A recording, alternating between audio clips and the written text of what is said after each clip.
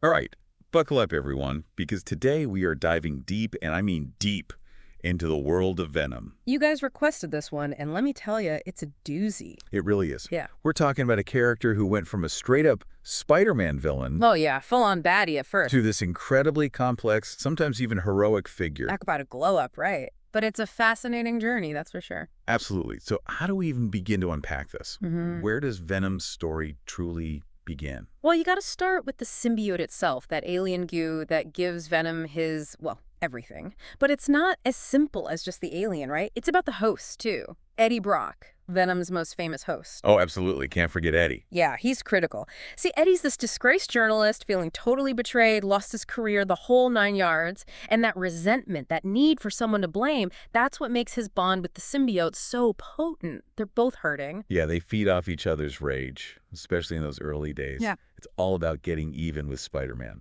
Exactly. But then things get interesting. Venom, lethal protector, that's where things really shift. Right. Suddenly he's in San Francisco, going up against bad guys to protect innocent people.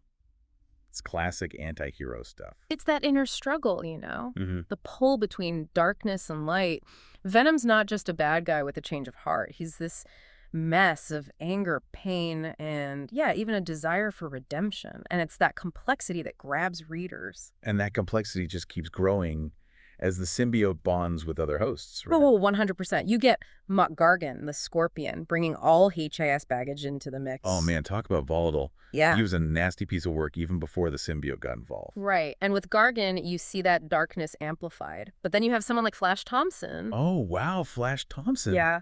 From high school. That's a trip. Right. And with Flash, it's totally different. He's got that heroic instinct, even if he was a bully back in the day.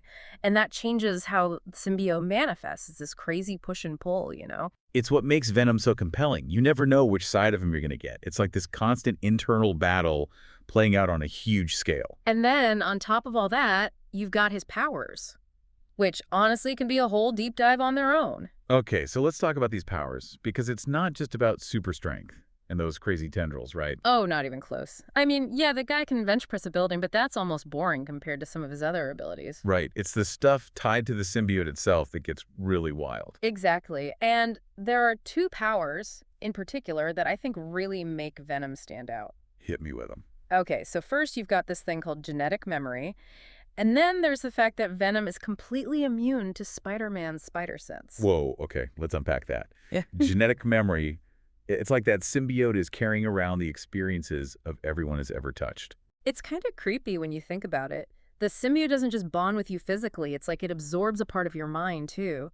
All the knowledge, the skills, even personality traits, it gets stored in the symbiote's, well, memory bank, I guess you could call it. So when it latched onto Eddie, it already had all this intel on Spider-Man, his powers, his weaknesses, everything. Oh, yeah, which makes their dynamic so much more intense. Venom already knows Spidey's moves before he even makes them. Man, that's messed up. Okay, and what about this spider sense immunity? That one's huge, EE. I mean, Spider-Man relies on his spider sense for everything. It's how he avoids danger, anticipates attacks. It's like his biggest advantage. Like having a sixth sense, right? Knowing something bad is about to happen before it does. And Venom just sails right past all that. He's invisible to the spider sense, completely undetectable. Can you imagine how unsettling that would be for Spider-Man? To come face to face with an enemy your biggest strength can't even detect. That'd shake anyone up. Big time.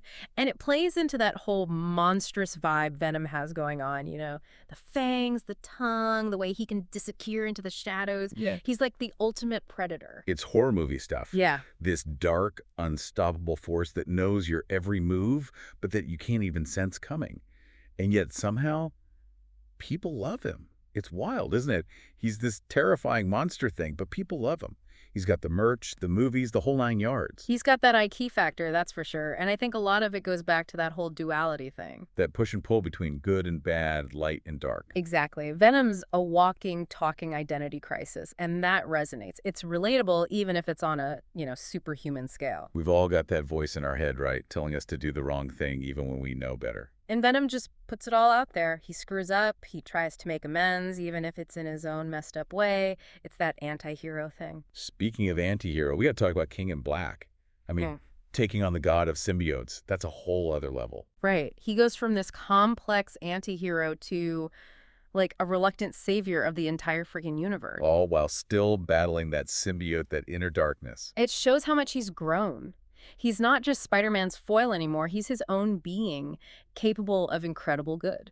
It's pretty amazing to see how that's translated to other media, too. The animated series, Yeah. the Sam Raimi Spider-Man movies, even the new stuff with Tom Hardy. Each one brings its own flavor, its own take on that Eddie Brock Venom dynamic. It just works on so many levels. He's become this pop culture icon. It makes you think, what would your Venom be like if you had that symbiote, those powers? Hmm. Could you control it? That's the question, isn't it? What's lurking inside us just waiting for the right or wrong opportunity to come out?